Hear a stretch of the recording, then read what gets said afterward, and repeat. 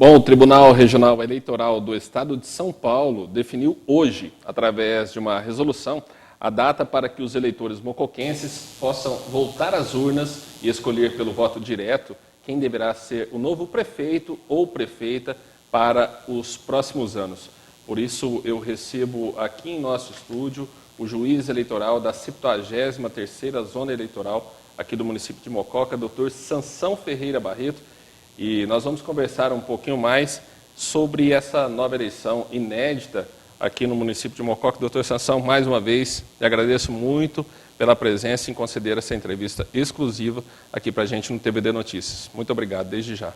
Obrigado, Edson. Boa noite. É um prazer estar novamente aqui na televisão de Mococa para poder prestar os esclarecimentos necessários à nossa população. Bom, essa resolução, doutor, que a gente tem em mãos aqui, né, tá quentinha, né, saiu hoje. Exatamente. O tribunal, então, definiu a data para a nova eleição aqui no município de Mococa? Sim, hoje mesmo, né, saiu essa resolução. Agora à tarde, 2 horas atrás, eu tive acesso a ela. E o Tribunal Regional Eleitoral definiu a data do dia 2 de abril de 2017 para a eleição suplementar no nosso município. 2 de abril, a gente estava fazendo uns cálculos aí, nós estamos quase que a menos de um mês e meio, praticamente. Aproximadamente um mês e meio, a partir de hoje. E esse é um prazo suficiente, doutor, para que se programe todos os trâmites de uma nova eleição? Sim, a Justiça Eleitoral ela tem uma característica que é a celeridade. E junto com essa resolução, a resolução de número 400 de 2017, há um anexo. E nesse anexo, a especificação de todos os prazos que devem ser observados de hoje até o dia da eleição. Então, a previsão, sim, que dá para cumprir todos os prazos exigidos e cumprir todos os atos necessários para a preparação da eleição. Não haverá problemas. A Justiça, o Cartório Eleitoral de Mococa trabalha bem de forma célere. Prova disso foi as outras eleições e essa anterior também. Ou seja, a equipe de profissionais estão preparados para encarar essa nova eleição. Sim, estão preparados e a partir agora do dia 3 de março, ou seja, trabalhar sábado, domingo, feriado, né?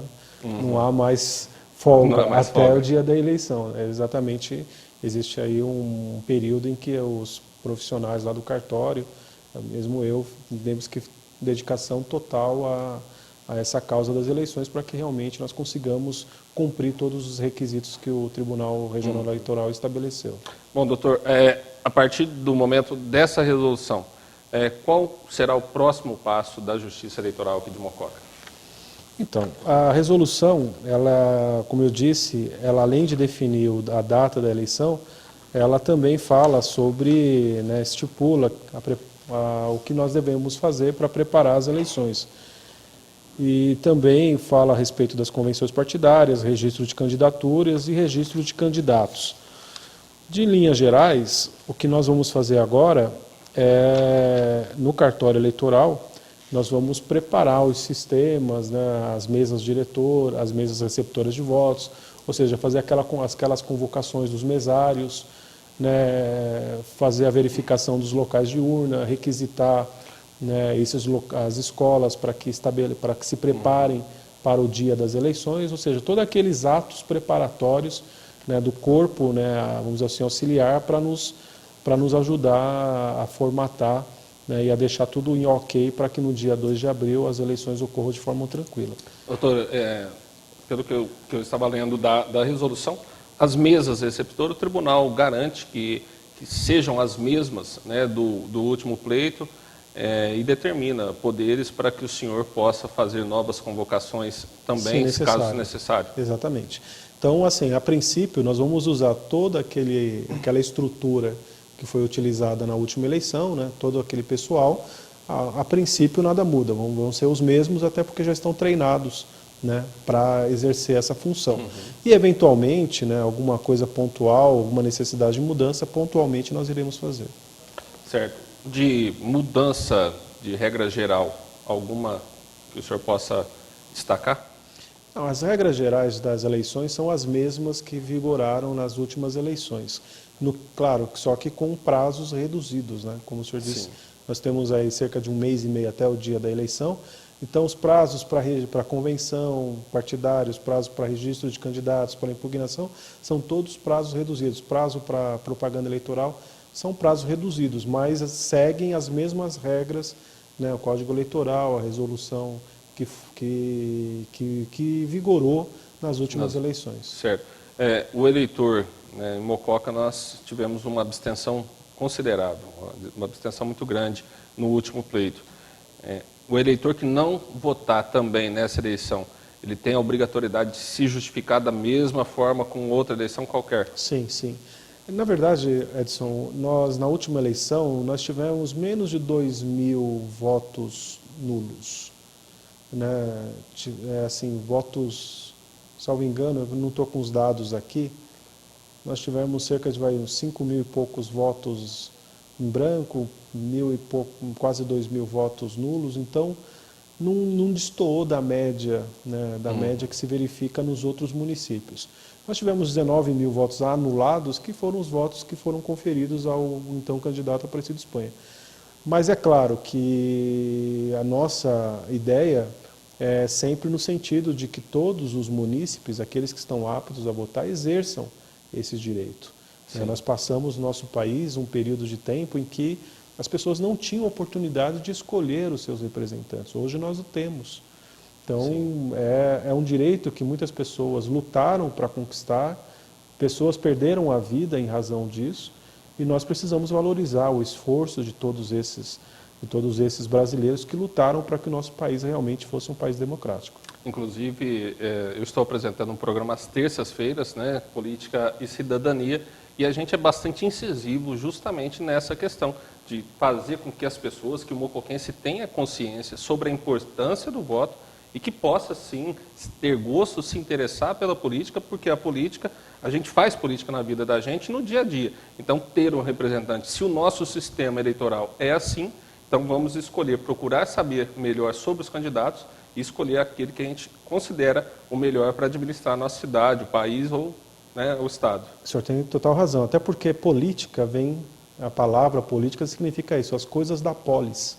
Polis é cidade. Então, nós estamos tratando das questões da cidade onde moramos, onde trabalhamos, onde criamos nossos filhos, ou seja, as coisas que dizem respeito à nossa comunidade. Né? Então, todos têm, né, a sua parcela de responsabilidade de participar das decisões que, no entender da população, sejam melhor para a nossa comunidade.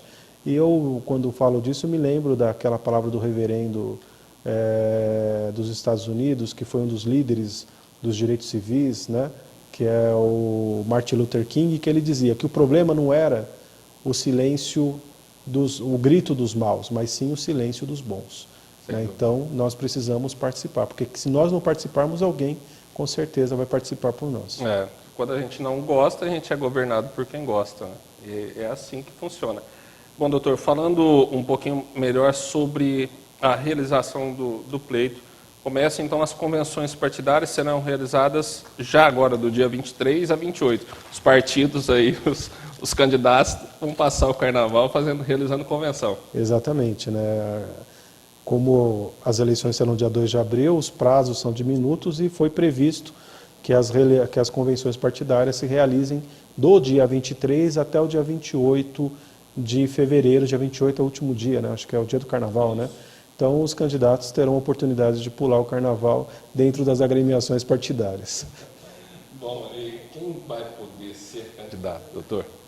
Então, a resolução, ela diz que todos aqueles que tiverem domicílio eleitoral há pelo menos um ano, né, aqui em Mococa, podem ser candidatos, desde que, aqui o artigo 12 da resolução, né, dizem também, antes da data da eleição, estiverem com a filiação partidária deferida no mínimo 6 meses antes da data da eleição. Então, a pessoa precisa ter domicílio eleitoral há pelo menos um ano em Mococa e ter a sua filiação partidária deferida pelo menos 6 meses antes da data da eleição. Bom, se aconteceu alguma questão, porventura, né, ninguém podia imaginar, né, que talvez fosse uma coisa que não acontecesse uma nova eleição em Mococa. Se uma pessoa saiu do partido, então ela não tem prazo suficiente para poder ser candidato? Exato. A nossa democracia ela é por meio de partidos, né? A pessoa só pode ser candidata se estiver filiada a um partido há pelo menos 6 meses antes da data da eleição e tiver domicílio na cidade, domicílio eleitoral, há pelo menos 1 ano antes da data da eleição. São requisitos, né, pelos quais, sem eles, uma pessoa não pode ser candidata. Certo. Doutor, os sistemas para registro das candidaturas permanecem os mesmos, sistemas informatizados como o Candex, o Exatamente, CadÚnico? são os mesmos sistemas. Os partidos terão que fazer todas as inscrições dos candidatos através desses sistemas? Exatamente, pelo meio eletrônico. Tá. Uma outra pergunta. O servidor público que queira ser candidato, a gente sabe que em eleição normal ele se desincompatibiliza do cargo de acordo com a sua função, né? Alguns exigem desincompatibilização de 6 meses, outros de 3 meses. Nesse caso, que é uma eleição extemporânea, específica, qual que será o prazo para a desincompatibilização? A eleição suplementar é extraordinária, então o prazo para desincompatibilização também é extraordinário. A resolução prevê que uma vez escolhido o candidato na convenção partidária, ele tem o prazo de 24 horas para se desincompatibilizar no caso dele ser servidor público. Então, até nessa questão, o funcionário que quiser ser candidato vai ter que se apressar e correr para se programar. Sendo escolhido na convenção, em 24 horas precisa se desincompatibilizar do cargo. As coligações entre os partidos, já que é uma eleição apenas de prefeito e vice-prefeito, também são as mesmas? Sim, as regras para a formação de coligações são as mesmas, né? Assim, em linha geral, Edson, se me permite, nós vamos aproveitar todo o conhecimento, todas as estruturas, todas as regras das eleições normais nessa eleição extraordinária. E vai fazer umas adaptações pequenas naquilo que uma eleição suplementar extraordinária exige, né? Como, por exemplo, a questão da desincompatibilização. Não é possível exigir-se 3 meses, 6 meses, porque nós temos aqui menos de 1 mês e meio para a eleição suplementar. Então, aí a resolução, sabiamente, estipula que se eventualmente um servidor público for escolhido para ser candidato, ele tem o prazo de 24 horas a partir da escolha para para se desincompatibilizar da função pública que atualmente exerce. Bom, a resolução trata alguma coisa sobre pesquisa eleitoral, doutor? Trata. A pesquisa eleitoral, ela só pode ser feita mediante registro no Tribunal Regional Eleitoral, com prazo de 5 dias anteriores à sua divulgação e sob pena de multa pesada, de alguns milhares de reais. Certo. Então, não é possível enquete, aquelas coisas, vinculações que às vezes, infelizmente, na eleição anterior ocorreram e que caracterizam pesquisa eleitoral, se não tiver registro no Tribunal Regional Eleitoral, é infração grave, além de ser crime, e enseja uma aplicação de multa, acho que de mais de 50 mil reais. Multa pesada, então tem que tomar cuidado. Sobre a propaganda eleitoral que os candidatos farão, o prazo também já vai ser reduzido. Existe alguma restrição com relação à propaganda? Todas aquelas restrições que havia na eleição ordinária existem hoje. O que acontece na propaganda eleitoral é que ela só pode acontecer a partir da escolha na convenção. Então, pela resolução, as convenções podem ir até o dia 28. A propaganda eleitoral ela pode começar a partir do registro do candidato. Os candidatos eles podem ser registrados até o dia 3 de março. Certo. E aí, então, a propaganda eleitoral no dia seguinte, a partir do dia 4 de março. Bom, nesse caso, por ser uma eleição extemporânea, o programa eleitoral de rádio também permanece? Ele é possível. O parágrafo 2º do artigo 18 da resolução diz que a divulgação em rádio, em redes de rádio e televisão, se couber da propaganda eleitoral gratuita, deverá ser disciplinada pelo juiz eleitoral após prévia reunião com os partidos políticos. Mas, em tese, sim, é possível, a partir do dia 4 de março. Certo. O prazo, doutor, para a entrega do registro das candidaturas, o prazo limite é o dia 3 de março, né? Exatamente. Até às 19 horas do dia 3 de março é o data limite para a entrega pelos partidos do pedido de registro dos candidatos. Nós vamos do dia 23 ao dia 28, o prazo para que os partidos se reúnam, façam as suas convenções internas e as possíveis coligações, e depois disso até o dia 3 de março, às 19 horas, para que se protocole, formalize todo o registro informatizado do Candex e se protocole no cartório até às 19 horas do dia 3. Impreterivelmente até às 19 horas do dia 3 de março. Tá certo. Doutor, da diplomação dos eleitos, quem vencer essa nova eleição, vai ser diplomado quando? E quando ele assumirá a cadeira, tomará posse como novo prefeito e vice-prefeito? Sim, a resolução diz que a diplomação deve ocorrer no prazo máximo até o dia 5 de maio. Até o dia 5 de maio. Exato. É o período da diplomação. A partir do momento da diplomação, ele já está, no dia 6, já pode tomar posse? Possivelmente. Possivelmente. O senhor pretende se reunir agora, durante esses dias, com os presidentes de partidos políticos para fazer uma reunião e conversar, explicar um pouco melhor sobre essa resolução, sobre esses prazos, ou isso vai ser definido de outra forma, doutor? Sim, a resolução por si só ela é bem explicativa, né? Ela, além de ter essas disposições gerais, ela possui um anexo com, né, vamos dizer assim, a cronologia dos trabalhos e da cronologia dos prazos que devem ser observados. Então, de fato, ela é bem autoexplicativa. Há uma necessidade de reunião do juiz eleitoral com os partidos para a definição da propaganda de rádio e televisão, fazer o sorteio, né, da ordem em que as propagandas devem ser veiculadas. Então, isso com certeza haverá. Essa reunião acontecerá.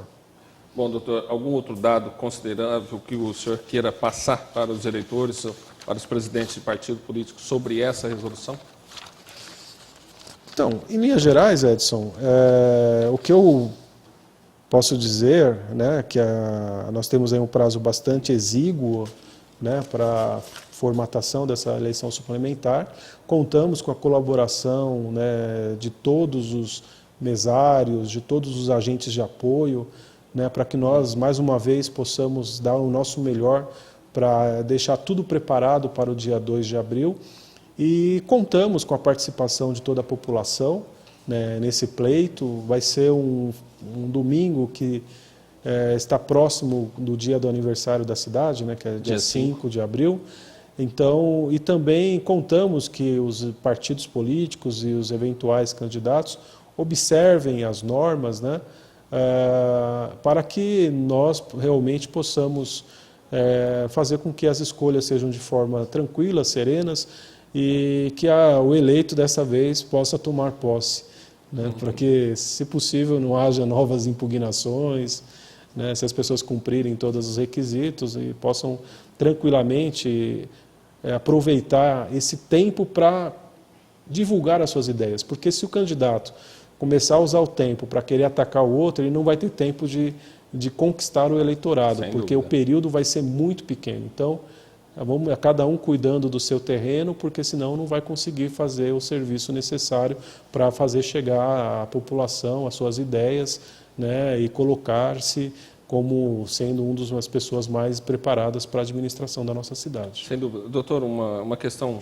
que eu estava me esquecendo aqui, mas é muito considerável, a questão do limite de gastos para os candidatos.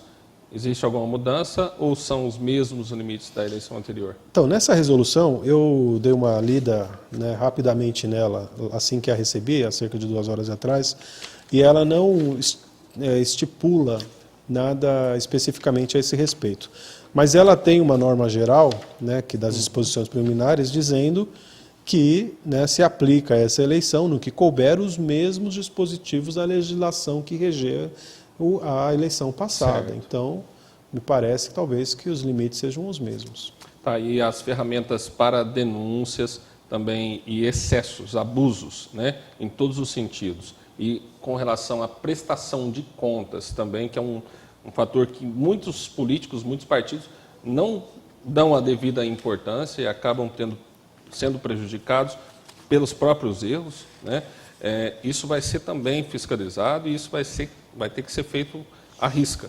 Exatamente. Isso, se houver, né, rejeição de contas, o candidato eventualmente eleito não poderá, né, ser diplomado e nem tomar posse. Então, é um cuidado que os candidatos devem tomar, né? E haverá, né, por parte da Justiça Eleitoral, né, a estrita observância da legislação, né, o que ou eventualmente estiver fora da legislação será, né, constatado e ensejará a aplicação das medidas cabíveis. Doutor, quero agradecer muito a sua participação aqui novamente no TVD Notícias. Espero contar mais vezes, né, com a participação do senhor para explicar realmente. É importante que o juiz eleitoral explique e dê esse depoimento que o senhor deu sobre a importância das pessoas irem às urnas e escolherem os seus representantes. Nós agradecemos demais a presença do senhor e a sua entrevista aqui no TVD Notícias. Obrigado, Edson. Eu agradeço, né, o convite, agradeço a TVD pela oportunidade, né, de esclarecer aos munícipes e dar notícia aos munícipes das coisas que dizem respeito a todos. Então, estou sempre à disposição quando for chamado e muito obrigado pela oportunidade.